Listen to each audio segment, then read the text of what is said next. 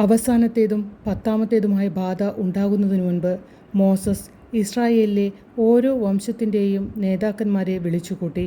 പെസഹായ്ക്ക് ഒരുങ്ങേണ്ടത് എങ്ങനെയെന്ന് അവരെ പറഞ്ഞു മനസ്സിലാക്കി. മാസത്തിൻ്റെ 10-ാം ദിവസം ഓരോ കുടുംബവും ഓരോ ആട്ടിൻകുഞ്ഞിനെ തിരഞ്ഞെടുക്കണം.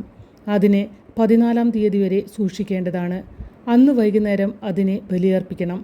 അതിൻ്റെ ചോരയെടുത്ത് വീടിൻ്റെ മുൻവശത്തെ വാതിൽപ്പടിയിന്മേൽ തേക്കണം. ആടിനെ പൊരിച്ച് പുളിക്കാത്ത അപ്പവും കൈപ്പിലയും ചേർത്ത് ഭക്ഷിക്കണം. പുറപ്പെടാൻ തയ്യാറായി നിൽക്കേണ്ടതുകൊണ്ട് മേശയുടെ അരികിൽ നിന്ന് ബന്ധപ്പെട്ടുകൊണ്ട് വേണം ഭക്ഷണം കഴിക്കാൻ. പാതിരാ സമയത്ത് ദൈവം ഈജിപ്തിലൂടെ കടന്നുപോയി.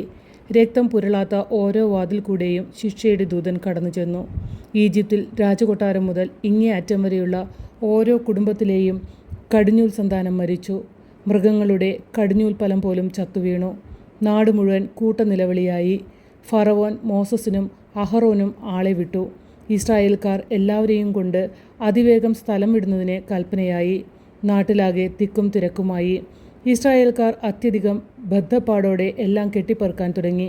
പേടിച്ചരണ്ട ഈജിപ്തുകാർ ഇസ്രായേൽ ജനങ്ങൾക്ക് വേണ്ട എല്ലാ സഹായവും ചെയ്തു കൊടുത്തു. അന്നോളം അവരോട് ചെയ്ത ദ്രോഹത്തിന് പരിഹാരമെന്നോളം ഇസ്രായേൽക്കാർക്ക് അന്ന് അവർ വിലപ്പെട്ട പല സാധനങ്ങളും സമ്മാനമായി കൊടുത്തു. പൊന്ന്, വെള്ളി, വസ്ത്രങ്ങൾ, ഇങ്ങനെ പലതും. അങ്ങനെ ഇസ്രായേൽക്കാർ ഒരു സ്വതന്ത്ര ജനതയായി ഈജിപ്തിൽ നിന്ന് പുറത്തു കടന്നു.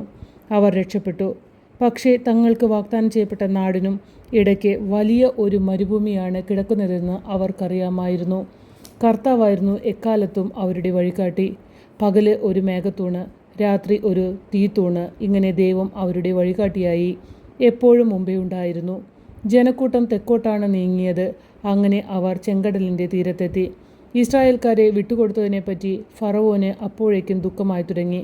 ഉടനെ അയാൾ അവരുടെ പിന്നാലെ അയാളുടെ രഥസൈന്യത്തെ വിട്ടു.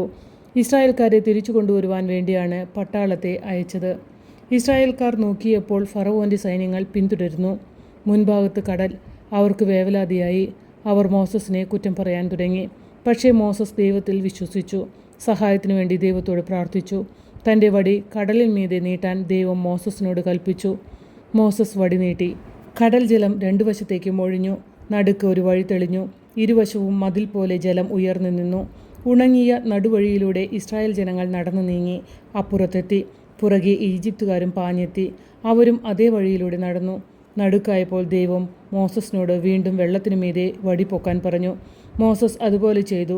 ഇരുപുറവും അകന്നു നിന്നിരുന്ന വെള്ളം വഴിക്ക് മീതെ വീണ്ടും വന്നു കൂടി. ഫറവോൻ്റെ പട്ടാളം മുഴുവൻ അങ്ങനെ കടലിൽ മുങ്ങിച്ചത്തു. മോസസും ഇസ്രായേൽക്കാർ മുഴുവനും ദൈവത്തിന് സ്തുതിഗീതം പാടി.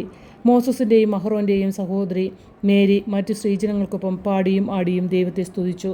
അടിമത്തത്തിൽ നിന്ന് തങ്ങളെ രക്ഷിച്ചു ദൈവത്തിന് നന്ദി പ്രകടിപ്പിച്ചു.